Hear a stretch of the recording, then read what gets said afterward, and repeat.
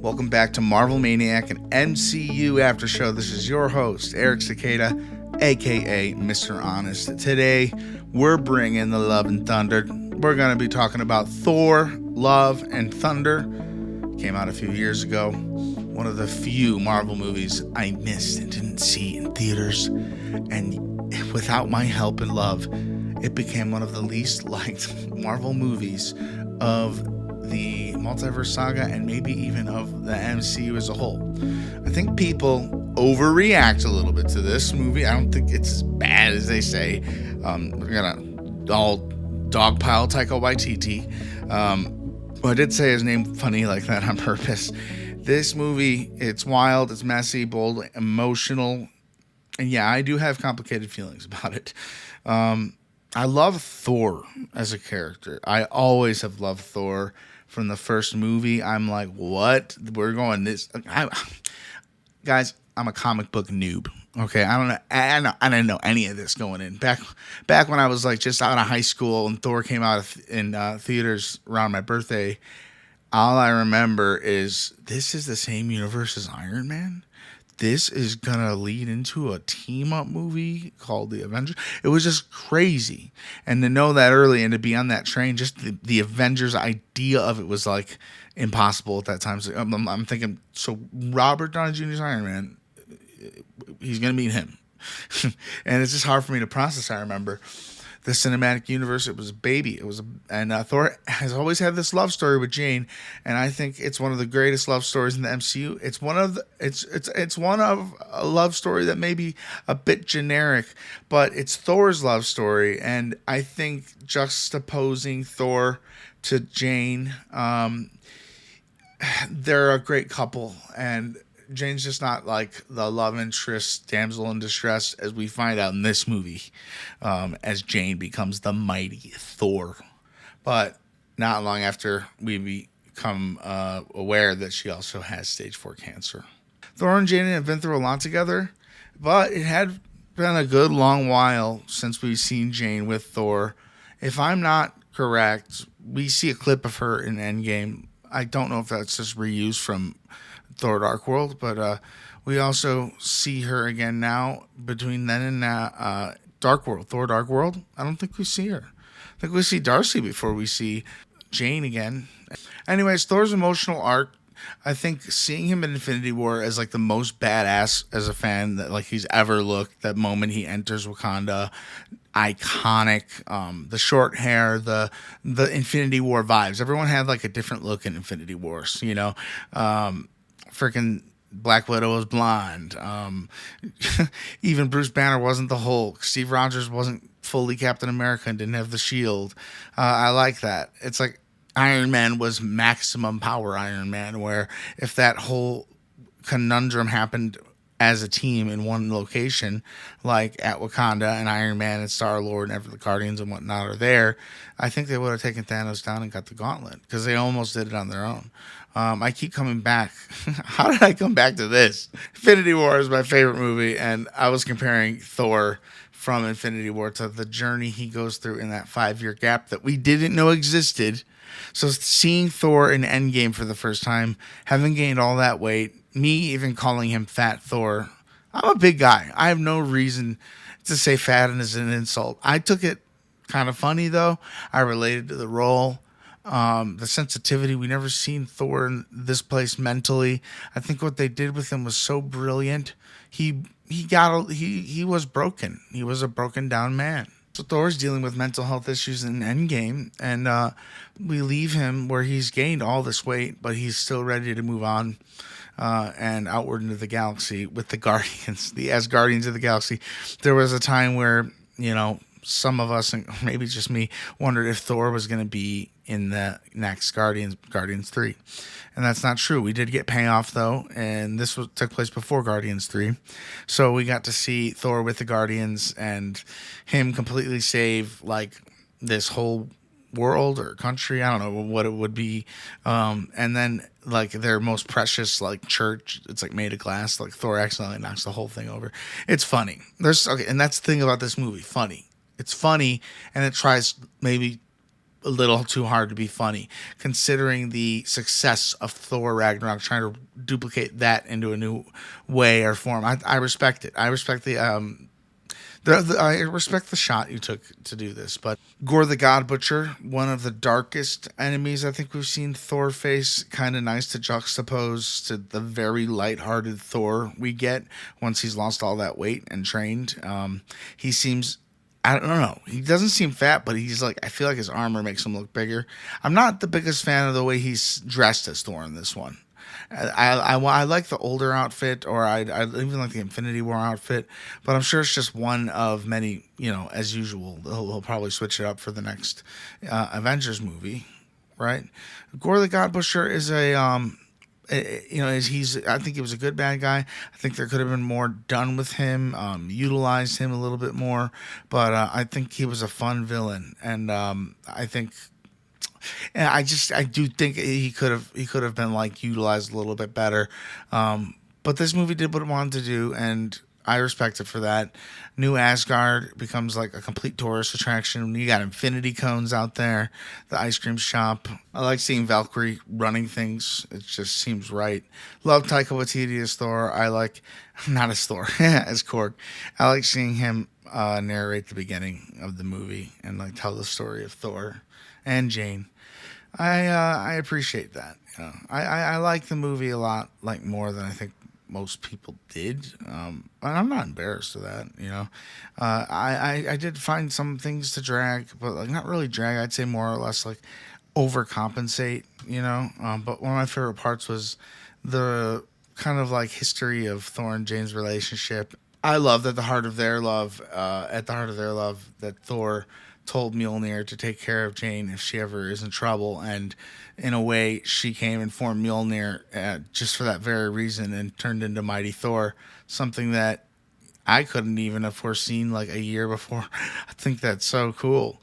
Thor has a pretty fun journey in this one. Humor, grief, leadership, and love, and I'd say comedy in general. The finale with Eternity grants one wish. They get there with Gorr. Gorr, instead of killing all gods, he decides he can bring his daughter back. And this was a place where Thor thought he could save Jane, but Jane lets the daughter come back, who's named Love, and Thor becomes like a dad to her. There's not much more elaboration on that. But Gorr brings his daughter back and dies. I like, that's all after though this like fight where Thor met Zeus and he stole his lightning bolt and he was naked at one point. Like a lot of wacky comedy, these screaming goats that I will tell you is maybe the most annoying part of the movie. It's a funny gag, but then like they just keep screaming and they really must want us to feel like as annoyed as them. But all the kids that Gorr stole, Gorr stole a lot of kids for some reason. That was his way of getting Thor to like follow him, I guess. But Thor gives him like the power of Thor, and everyone gets lightning abilities, and it just makes me like wonder, like, can you turn me into a Thor? Can I be a Thor too? One of those types of deals. Let's take away a little bit from this movie. There was a lot of grief juggled with comedy, along with cosmic weirdness. Jane's arc, it actually really does hit me emotionally. Thor and Jane, a tear gets brought to my eye about that relationship, especially when she dies. and the post-credit scene where she's with Heimdall and he welcomes her. They make it to the afterlife of the gods, and that's pretty cool. I don't know if that'll ever come into play again, or it was just a nice way to say goodbye to Jane. This theory, I did talk about this when we were covering it. Very dark theory. I don't even remember. I can't tell you where I heard it. I don't know who started it. It wasn't me. I just heard it. But okay, so we know the Infinity Stones give off radiation, right? And all the way back in Thor Dark World, Jane absorbs the Reality Stone for like a third of the movie, maybe longer. And it's in her, just sitting in her. And it's like it's not setting right with her. And they do get to extract it. They do. But by the time they do, I think the damage is done. And the theory is that situation is what gave her cancer. That's very dark. And going back to watch that movie, which is already a little dark, it's kind of sad. It's just sad. I don't like Jane dying. I think the fact that Thor gets a daughter kind of in love, she even can wield Mjolnir. I'm sorry, I know. It's Stormbreaker, but she's ironically using the. Is she using Stormbreaker? What is she using? Yeah, she is. As tiny as she is, I went and looked. She's using Stormbreaker. Forgot, but that's cool because she's so tiny and she's using the giant freaking axe. That's pretty awesome.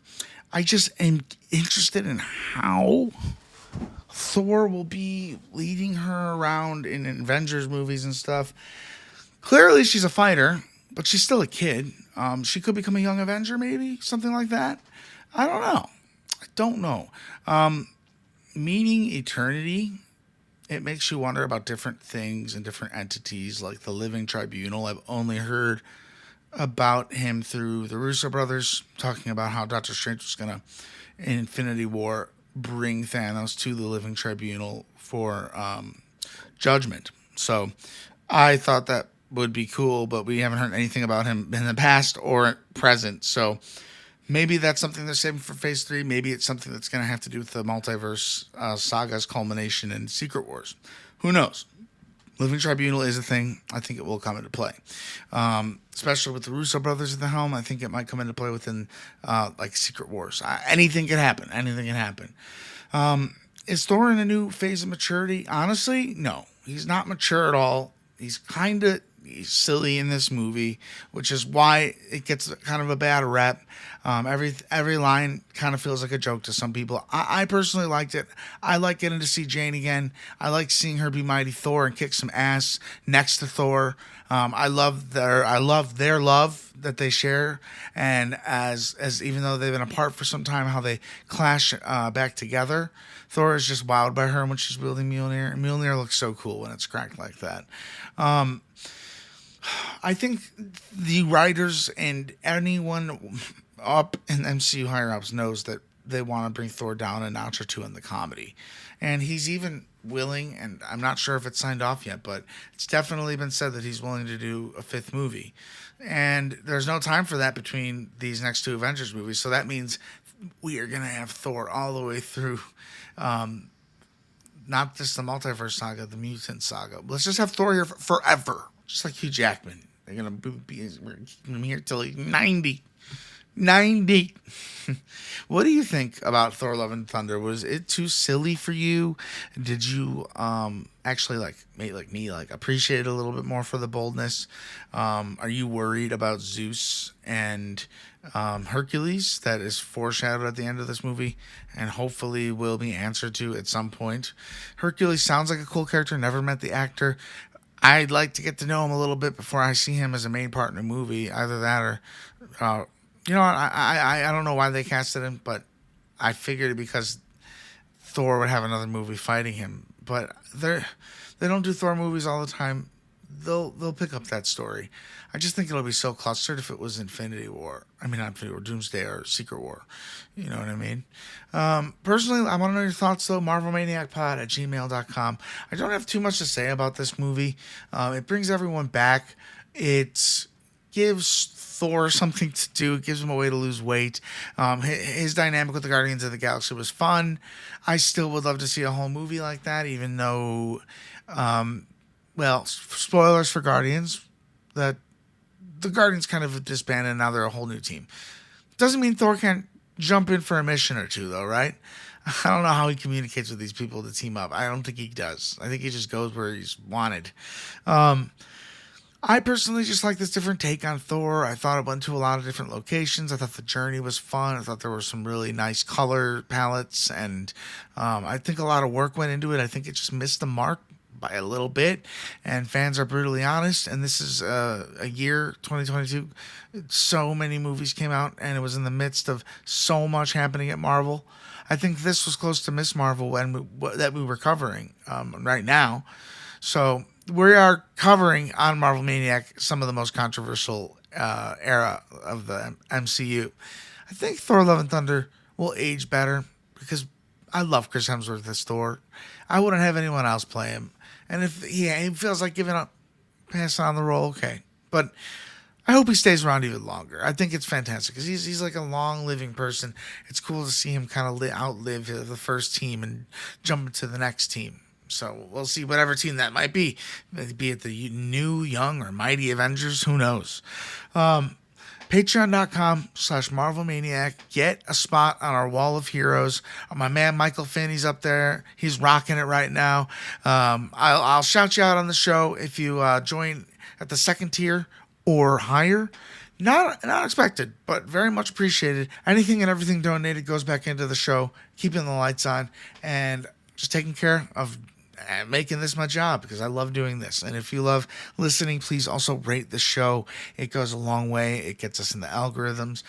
Leave a nice typed review if you can. Let me know if you did. Send me a screenshot, and maybe one day when we have merch, I'll send you a t-shirt or something.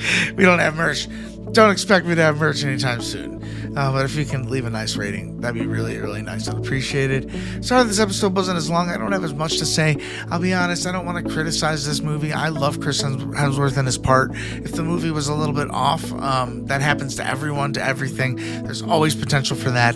And I don't think it ruins Thor in one bit. If anything, we get to see a different side to him and how he copes with everything that happened in Infinity War and beyond. So we'll see another version and maybe telling of this Thor when we see him next. He'll probably have matured a little bit more, moved past a lot of that pain and grief, even though he's most likely going to see Loki again. No resurrections this time, Thanos said. You were wrong, Sir Thanos. You were wrong. I definitely want you to talk to me about Jane, Gorr, where you think Thor is headed next. I really, really want to know. And don't forget, patreon.com/MarvelManiac. We're building a community over there. You can even follow the page and not pay, but you have to pay at least $3 a month to hear the extra content. I'm making weekly 5-minute minisodes. We started with Iron Man. We're going to go further through the MCU. And if I have any other silly ideas, we're going to do that too. So I'll see you there on patreon.com/MarvelManiac. Did you like this coverage of Thor? Did you wish I went into a little bit more detail? Do you want me to criticize it more? I'm more of a see the bright side of things. Let people criticize what they must, because I don't want to argue with anyone. I think everyone's opinion is completely valid, and I enjoyed it. So I didn't hate it. I didn't love it. I enjoyed it. I wouldn't say love. I'd say enjoy. Anyway, until next week for episode 4 of Miss Marvel, Avengers, disassemble.